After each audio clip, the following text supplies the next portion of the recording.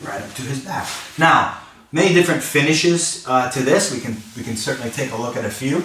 But when we do arm drag, again, if I create that scenario, or if I lose this hand because this grip might be inefficient, he might hold my wrist with his right hand, peel it off, and what's he gonna do? Hug my waist.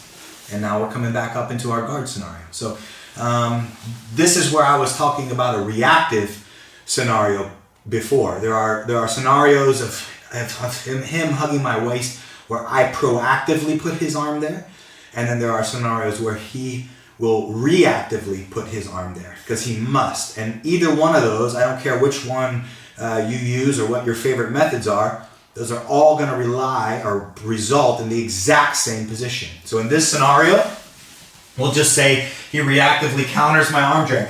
I'm looking to get out there, he puts his elbow down, boom, I drag the arm across. Now, with this grip, if he tries to pull his arm across my waist, it's not going to happen. This grip is awesome, but it's limited because I have a hard time to move. Now there are a lot of follow-ups. I'm sure that if you like katagatamis and different things like this, you can see that this hand is across the neck already, and I may be able to naively begin to lock in techniques here, but if we just stay on the tangent that we're staying on, we say arm drag to the back. When I take this arm out, now the grip starts to get a little bit weak.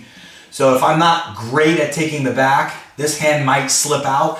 He's gonna recover, there it is.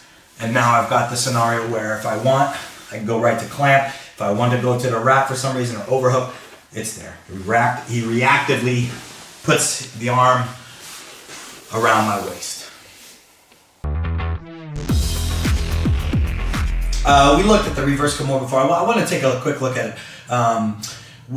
Some options if you do get the arm drag across, just because it's outside of really what the purpose of this is, but I promised myself that I don't want to leave any real untied ends. So when you do get the arm dragged and you're successful at it, you have the reverse Kimura and you're able to drag and you are able to take the back. So many different things that you can do here, right? One that you're gonna wanna make sure you do is invert the left knee. So when I post and now I need to get this big arm across the lat and my chest against Kyle's back, because if I don't, that's when he can clear me out. That can clear me out. If I do a good job of getting my chest against his lat, it's gonna be extremely hard for him to clear me out. And then if I want to get to the top, then we need to invert this knee, as that left knee goes in between the legs. And you see that we're on the back here. So, I mean, you can start to get really nuts here, especially if you've gotten some of my good friends' videos. There's all kinds of follow-up attacks from here. I'm going to propose just one slightly different one, just because it's here. It's not that it's better, because there are so many, my right leg could come through this gap. I could juji roll him over. There's so many great things that you could do. If you simply want something to flatten your training partner, is that I'm going to go grab his wrist with my right hand and I will move it into a position where if I just hip in, he will fall over. So if he's on his knees and you've got this belt line hook, I call it belt line hook, a hook that is latched onto the thigh. That's a good position for my left foot. If I stop his base hand, now if this hand is wide, I'm going to need to not only grab it and move it, I need to move it into a position where when I knock him over, nothing can go on the ground except for the elbow. So the hand needs to be moved into about that position. Now he can post on his elbow when he falls and still come up onto his elbow, but he's definitely not staying on a posted hand. So this finish, when we're here, we move, we invert the knee, we come into the belt line hook, is a quick finish. My left arm is going to be posted on the ground. I'm not going to have any overhooks or underhooks at this moment. So we don't have a lot of time here. But what I'm going to do is I'm going to take this hand, I'm going to move it, and I'm going to put my weight on my hand, and then I'm going to turn my hips. The easiest way to think about how do you turn somebody over is to think about this knee going on the ground here. Your hips will do everything by themselves.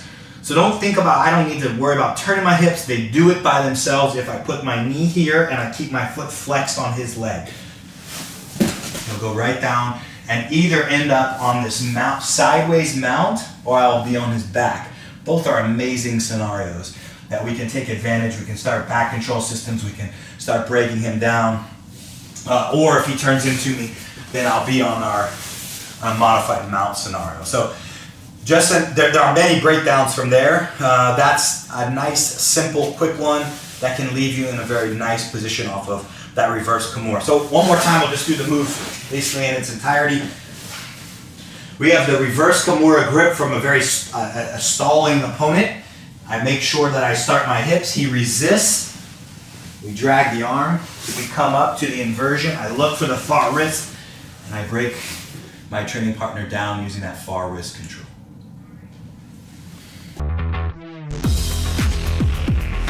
All right, we're just taking a look at some pummeling here. So let's take a look at another reactive way to get the arm around my back. And I'll just briefly teach the up and over sweep, or sometimes it's commonly referred to as a hip bump. Another way to break someone down, and depending on the nature of how he is in my guard, if his hands are on biceps, you can easily, and there's no punching obviously, you can easily get somebody's arms extended by bringing your arms over the head. I mean, I can go in and go underneath and fight one arm off and come up and over. If he's on his way back, it's not a bad time to come up and follow him as well. Those are some very basic, common hip bump setups. There's a cross wrist setup that I can pull as cross wrist. Regardless, when we're doing the up and over, there are two versions. There's a sweep and what we might commonly call a throw. The idea is to get my armpit up on top of Kyle's shoulder and to get my hips up off the mat and to use my feet in a way that my hips go completely much higher than his. And to accomplish that, we're going to need to be up on our hand. When we're up on our hand, if you guys like this sweep, it's a good idea to make sure that your hand is in line with the bone or the alignment of your shoulders. So that shoulder line lines up with your hand. The more side on I am to someone, the higher percentage my sweep will be. The reason that is because now my bone alignment goes